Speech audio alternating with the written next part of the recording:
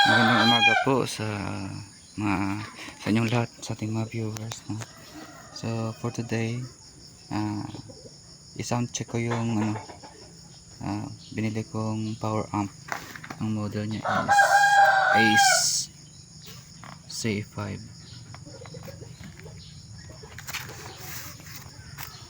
Ito kanyang box niya, kasi na-unbox ko na siya kahapon. So ito pala yung niya, ang weight ng ang power amp is 17 kilograms, kasama ng packaging na 18.5 siya.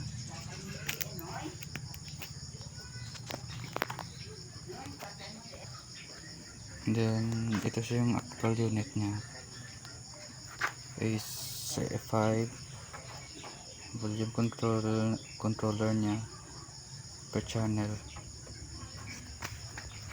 Tapos ito ang kanyang likuran. Sa likod, ang kanyang input is na siya, XLR. Ayan o. Tapos kung may isa ka pang amplifier, meron ditong link.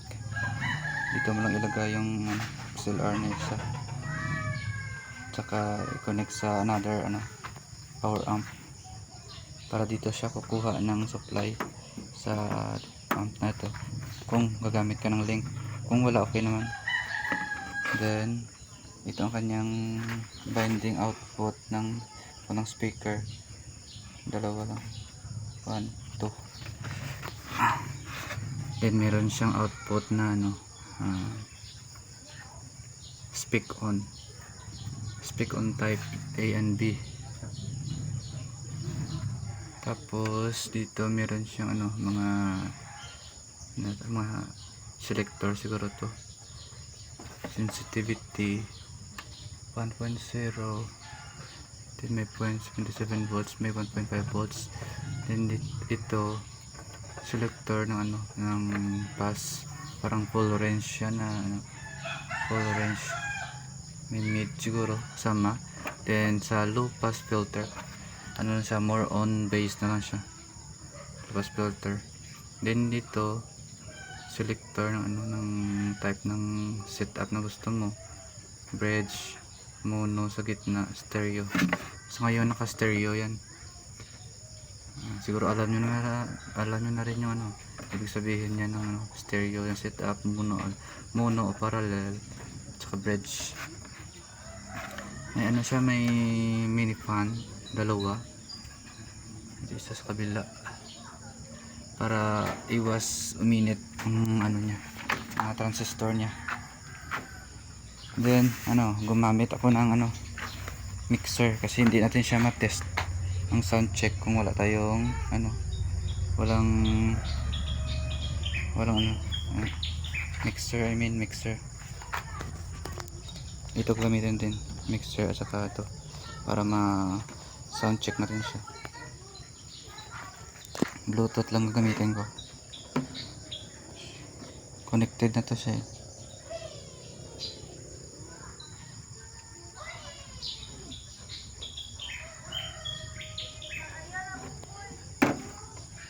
Ayan, ito tayo ng kanta. Tapos ito ang ating mga output, left and right. Naka stereo tayo setup, at saka naka-pass yung ating naka-pass ang ating sound output niya.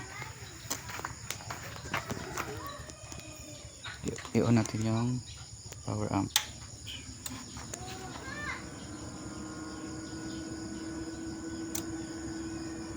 Naka-on na siya, umaandar na yung fan niya. Ang volume ilagay natin sa sa 1 o'clock, at sa kabila din 1 o'clock din. 1 o'clock lang kasi mababa yung wattage ng gagamitin natin sa MCB natin siya, sa MCB natin siya gagamitin. Dalawang MCB na D15.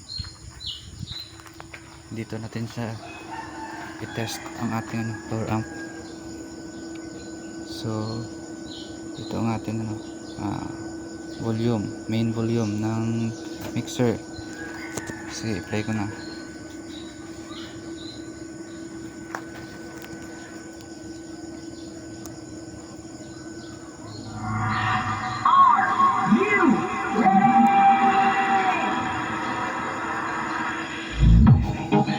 Ang ating controller na mixer, naka 12 o'clock lang ang high, mid, low.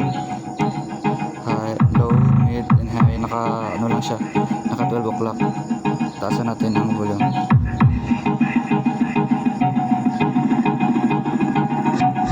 Check it, test, 1, 2, check.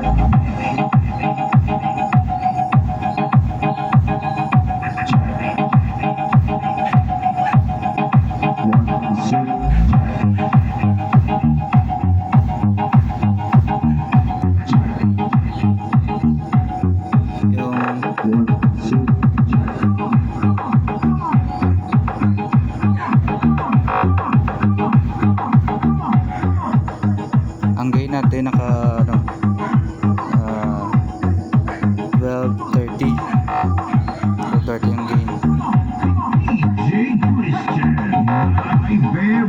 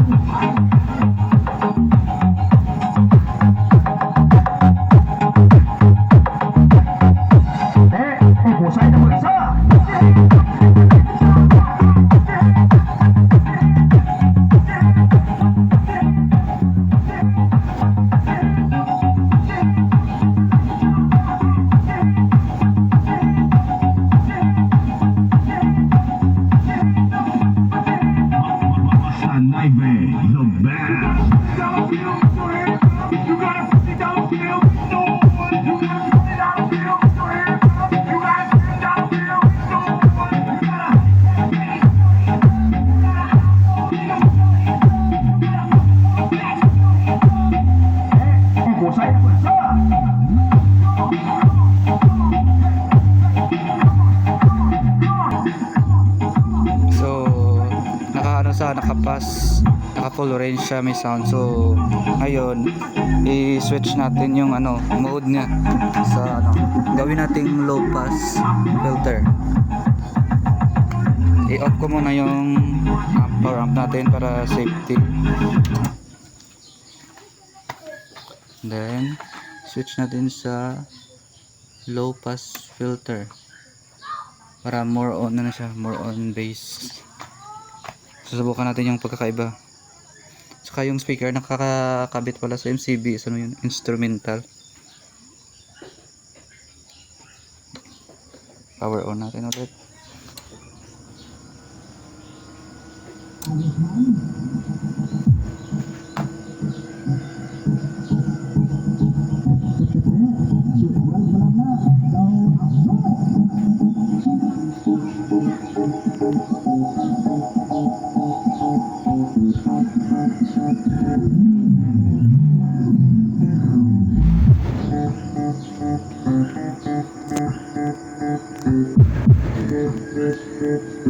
I-back natin yung music sa simula para malaman natin yung pagkakaiba.